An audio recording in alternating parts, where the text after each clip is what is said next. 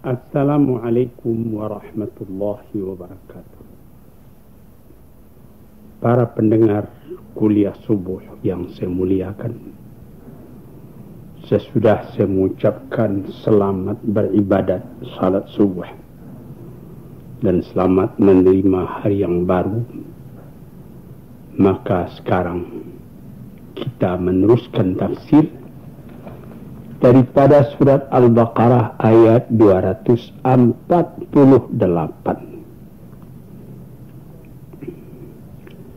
A'udzu billahi minasyaitonir rajim. Wa qala lahum nabiyyuhum inna ayata mulkihi an ya'tiyakumut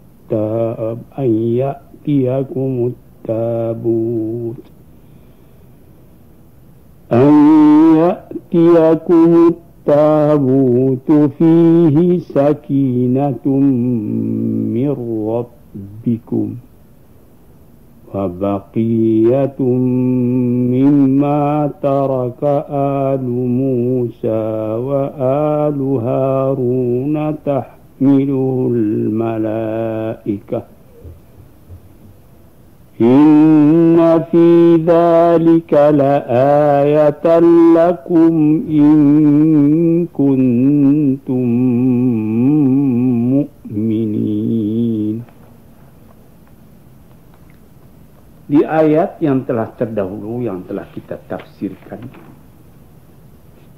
yaitu tentang keinginan mempunyai raja yang akan dapat memimpin mereka di medan perang. Lalu diutus Tuhan seorang raja namanya Talut. Tapi ada lagi kritik, ada lagi rasa tidak setuju daripada rakyat Bani Israel itu. Mengapa Talut, seorang miskin yang akan diangkat jadi raja? Anna yakunu lahul mulk alaina. Bagaimana caranya mereka akan menjadi penguasa kepada kami, menjadi raja kami? Padahal kami nahnu ahqqu bil mulki minhu. Kami lebih berhak menjadi raja dari dia. Mengapa? Kami kaya, padahal dia tidak punya apa-apa. Dia tidak ada uang, dia tidak ada harta. Lalu dijawab oleh nabi mereka itu. Dia dipilih oleh Allah menjadi raja bukan karena uangnya, tetapi dia mempunyai bastatan fil ilmi wal jismi. Dia mempunyai keluasan bukan perkara harta, tapi perkara ilmu. Jadi kalau disuruh pilih, kita kaya raya tapi bodoh.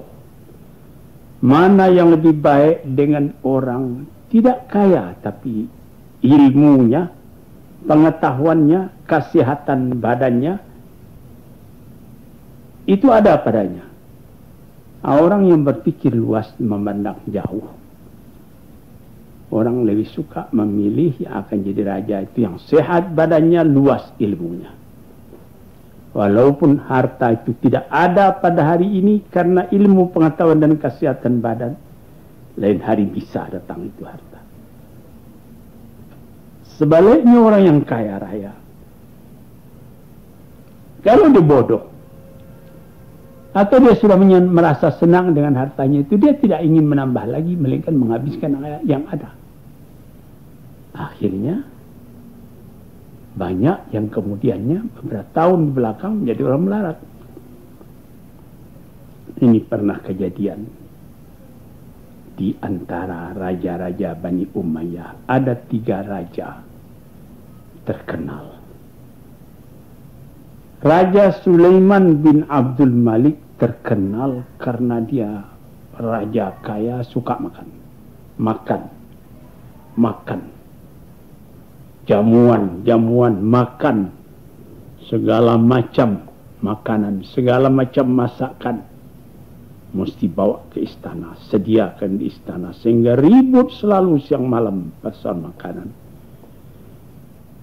Sehingga yang jadi pembicaraan orang di luar, engkau berapa macam makanan hari ini. Terpengaruh orang banyak karena raja demikian itu. Kemudian itu Raja Sulaiman bin Abdul Malik mati karena terlalu kenyang. Dia makan bebek, makan itik 8 ekor satu hari. Kita yang biasa ni 1 ekor pun tak habis, dia sampai 8 ekor. Mati karena terlalu kenyang. Ada lagi apa itu namanya, raja yang lain, yaitu tadi Sulaiman bin Abdul Malik, yang satu lagi Hisham bin Abdul Malik. Ini Hisham bagaimana? Itu model-model pakaian saja, berganti 4-5 kali satu hari, macam-macam saja model. Di mana saja model pakaian yang ada di Tiongkok, di Hindia, di mana pesan, sediakan buat beliau. Sehingga ketika dia naik haji ke Mekah, entah berapa puluh, 20-30 ekor unta untuk spesial membawa pakaian beliau saja. Kemudian memerintah pula Umar bin Abdul Aziz. Ini raja tidak kaya, tidak memikirkan makan sekedarnya, pakaian sekedarnya lekat di tubuh. Dia tidak mengambil baitul mal untuk kepentingan dirinya sendiri. Akhirnya ya Sulaiman meninggal, Hisham bin Abdul Malik meninggal, Umar bin Abdul Aziz meninggal. Beberapa tahun kemudian dilihat orang yang keturunan Hisham bin Abdul Malik itu, keturunannya, dia tidak berkuasa jadi raja lagi, memberi aib, minta kepada orang lain. Bagaimana keturunan Umar bin Abdul Aziz? Dia membagi-bagikan zakatnya kepada fakir dan miskin. Umar bin Abdul Aziz sendiri tidak kaya. Dia meninggalkan ilmu kepada anaknya. Dia meninggalkan kehidupan yang sejati. Sedang keturunan Hisham dan keturunan Sulaiman yang ditinggalkannya cuma harta, bukan pendidikan. Ini yang dikatakan di dalam kitab Al-Iqdul Farid tentang sejarah manusia. Di sini kita melihat tentang Talut menjadi raja itu. Diprotes orang karena tidak kaya, tapi dia ada ilmu, tubuhnya sehat. Ini yang penting. Dan Allah akan memberikan dia punya kekuasaan kepada barang siapa yang dikehendakinya. Dan Allah Ta'ala itu maha luas lagi maha mengetahui. Maka terjadilah peperangan antara Bani Israel dengan lawannya. Wa qala lahum nabiyuhum inna ayata mulki an ya'tiyakumut tabutu fihi sakinatum mir rabbikum wa baqiyatun mimma taraka alu Musa wa alu Harun tahmiluhul malaikah. Terjadi peperangan. Perang itu dari dahulu kala biasa mempunyai simbol, mempunyai bendera. Di zaman Nabi Muhammad ada bendera Ansar, ada bendera Muhajirin. Di waktu-waktu yang lain, walaupun bangsa, agama, apa yang berperang, dia mesti memakai tanda perang. Ada lambang, ada bendera, ada marawa, ada cogan kata orang Melayu, ada beberapa senjata dan lain-lain. Jadi dikatakan, berkata kepada mereka Nabi mereka, inna ayata mulkihi, tanda dari kebesaran raja itu, ayat tiakumut tabutu fi sakinatum mir rabbikum, dibawa kepada kamu satu tabut, satu peti. Pada peti itu ada sakinah, ketetapan hati daripada Tuhan kamu. Sakinatu min rabbikum. Jadi ada itu seperti kita sendiri, bendera pusaka yang mula-mula dikibarkan oleh Presiden Soekarno dan Wakil Presiden Hatta waktu proklamasi 17 Agustus. Itu bendera pusaka masih ada, masih disimpan. Sudah sekian puluh tahun sampai sekarang. Sudah lusuh, sudah hampir cair, tapi masih dipelihara. Itu seperti ayatul mulkihi di kita itu. Tanda kebesaran. Sesudah Presiden Soekarno, sekarang sudah Presiden Soeharto, bendera pusaka masih tersimpan baik. Apa itu syirik? Bukan syirik. Kalau syirik tentu Nabi tidak ada mengerjakan demikian itu. Lambang, malah kalau saudara dengar cerita yang sahih seperti Sayyidina Muawiyah sendiri, ada seorang penyair diberi oleh Nabi hadiah burdah, yaitu satu selendang burdah Nabi namanya. Kemudian setelah Muawiyah merintah, dibelinya burdah hadiah Nabi kepada penyair tadi sekian puluh ribu dinar. Buat apa? Buat lambang. Dia ada menyimpan bendera Nabi. Ini tuan-tuan yang terhormat, supaya kita luas berfaham dalam agama. Buat apa? Kalau orang yang tidak ada rasa, buat apa itu? Buat apa bendera pusaka? Buat apa burdah Nabi? Malah menurut riwayat, burdah Nabi yang telah lusuh tua itu, yang kalau misalnya di tengah lama-lama bisa hancur karena sudah 1400 tahun, masih tersimpan sekarang di Topkapi, disimpan oleh Republik Turki. Dulunya menjadi lambang juga dari khalifah-khalifah Utsmaniyah. Demikian juga seperti pedang Zulfikar, Sayyidina Umar dan lain-lain. Ada lambang-lambang itu.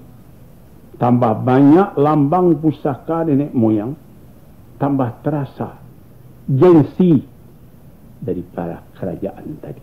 Jadi di sini supaya tuan-tuan dapat mengetahuinya, Nabi mereka itu mengatakan tanda kekuasaannya ialah supaya akan datang kepada kamu tabut satu peti. Di dalam peti itu tersimpan sakinah, ketentraman hati dari Tuhan. Wabaqiantun, dan sisa daripada apa yang ditinggalkan oleh keluarga Musa dan keluarga Harun. Sudah lama sesudah Nabi Harun mati, sudah lama sesudah Nabi Musa mati, ada sisa-sisa peninggalan mereka disimpan di dalam peti itu. Apa gunanya? Lambang. Ayatul mulkihi. Engkau mengatakan keturunan daripada Musa. Mana tandanya? Ini tandanya. Ada sisa. Atau seperti di dalam kerajaan Jambi dulu, ada keris si Genje namanya. Itu keris, itu ayatul mulkihi. Lambang dari kerajaan Jambi. Raja yang memegang itulah yang berkuasa. Itu sebabnya diambil ikhtiar oleh Belanda bagaimana spesies Jaya itu jatuh ke tangan dia. Saya juga pernah pergi kerajaan Brunei 10 tahun dulu lebih. Tahun 60 kalau saya tidak salah, saya ke sana. Itu dikatakan di dalam batu bersurat di kuburan bahwa lambang yang ditinggalkan oleh Raja Minangkarbau, yang Minangkarbau katanya, yang datang ke negeri Jambi itu genta. Nah, di sini nampaklah bahwa tiap-tiap negeri itu mempunyai lambang. Maka yang jadi lambang daripada orang yang pergi berperang itu ialah sisa-sisa peninggalan keluarga Musa dan keluarga Harun dibawa oleh malaikat. Sesungguhnya pada yang demikian itu adalah menjadi tanda untuk kamu jikalau kamu beriman kepada Allah.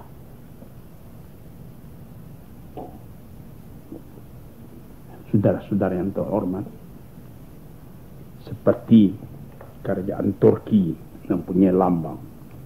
Apa lambang? Bulan bintang. Kenapa? Katanya ada satu cerita saya baca. Itu kalau di hari jernih, langit terang cuaca baik, itu bulan bintang kelihatan dekat. Tapi musuh-musuh katanya mendekatinya. Tambah lama, tambah tidak bisa dicapai. Kelihatan dia tambah dekat. Padahal jauhnya sekian juga. Akhirnya jatuh saja, hancur ke bawah. Yang bulan bintang tetap ada juga di udara. Ini lambang orang Turki. Demikianlah kadang-kadang bendera seperti orang Syiah mempunyai lambang hitam. Orang yang lain mempunyai lambang hijau dan lain-lain sebagainya. Nah, kita sendiri di Indonesia, lambang kita pun ada, bendera kita merah dan putih. Nah, itu di tiap-tiap lambang kaum ada lambangnya. Maka di waktu berperangnya Raja Talut tadi, dia mempunyai lambang itu juga. Falamma fasala Talutu bil junudi qala innallaha mubtalikum binar. Setelah Talut memegang atau memimpin peperangan, membagi-bagi tentaranya, yang sayap kanan, sayap kiri, yang penempur tengah dan lain-lain sebagainya, diberi ingat, kalian nanti akan berperang dengan musuh. Di tengah jalan kalian akan bertemu dengan satu batang air, sungai. Menurut keterangannya itu sungai Yordan yang terkenal. Faman syariba minhu falaysa minni. Barang siapa yang minum dari air itu tidak golonganku. Wa man lam yat'amhu fa innahu minni. Barang siapa yang bisa menahan hati, dia tidak bisa minum di situ, itulah yang tenteraku. Illa man iqtarafa ghurfatan. Kalau cuma mengambil saja satu genggam air, dikecupkannya kedua belah tangannya, bertemu jari dengan rapat, diambilnya air sekian, diminumnya, itu boleh. Tapi kalau sudah lebih daripada itu, terlalu banyak meminum air, nanti kamu lemah berperang. Jadi setelah lama berjalan, sampailah di batang air atau di sungai tadi.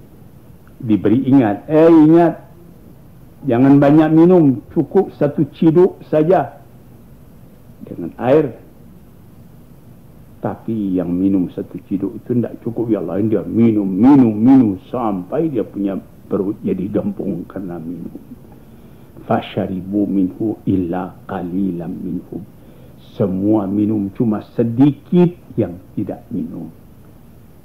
Jadi kalau sudah terlalu banyak minum, kegesitan berjalan tidak ada lagi. Kalau sedikit saja bisa kuat, tapi kalau sudah minum karena panas, airnya dingin, dihantam, lemah badan.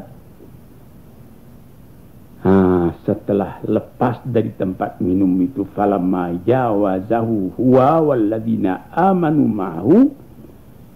Setelah lepas dari tempat itu, Nabi dan bersama dengan orang-orang yang beriman itu, qalu la taqata lana al-yawma bi Jalut wa junudih. Ini kita sudah capek ini. Kita tidak kuat lagi berhadapan dengan Jalut atau Goliat dan tentaranya. Jadi sebagian besar orang yang turut minum karena dia yang banyak minum tadi tidak kuat pergi berjuang lagi. Alalladzina yadhunnuna annahum mulaqu rabbihim, tapi orang yang memegang disiplin dengan keras, dia tidak minum kecuali sejemput air saja, dia terus menghadapi musuh tadi. Yang sedikit itulah yang menang. Berhasil juga yang sebagian besar sudah kenyang karena air, tidak bergerak lagi. Yang sebagian kecil itulah yang menghadapi musuh. Itu dikatakan kam min fi'atin qalilatin ghalabat fi'atan katsiratan biidznillah. Bukan perkara yang heran kalau golongan kecil bisa mengalahkan golongan besar dengan izin Allah. Karena golongan yang kecil tadi kuat disiplinnya, kuat jiwanya, tidak dia minum, kan sekedar sedikit saja, maka mereka lah yang menang. Wallahu ma'as sabirin, dan Allah adalah bersama-sama dengan orang-orang yang sabar. Disitulah walamma barazu li Jalut wa junudih, setelah mereka itu berhadap-hadapan dengan Jalut dan tentaranya, maka yang sedikit tadi yang bersemangat kuat tadi berdoa kepada Allah, Rabbana afriq alaina sabran, ya Tuhan kami, teguhkan hati kami, penuhi kami dengan sabar, wasabbit aqdamana, teguhkan langkah kami, wansurna alal qaumil kafirin, dan tolonglah kami ya Allah menghadapi kaum yang kafir. Fahazamuhum, kalahlah musuh tadi dengan izin Allah. Daud sendiri yang membunuh kepada Jalut itu. Cara pembunuhannya nanti lain hari kita terangkan. Wa atahullahul mulka wal hikmata, diberi Allah itu kekuasaan dan hikmah, kebijaksanaan, dan diajar oleh Allah Ta'ala kepadanya apa yang dikehendaki oleh Allah.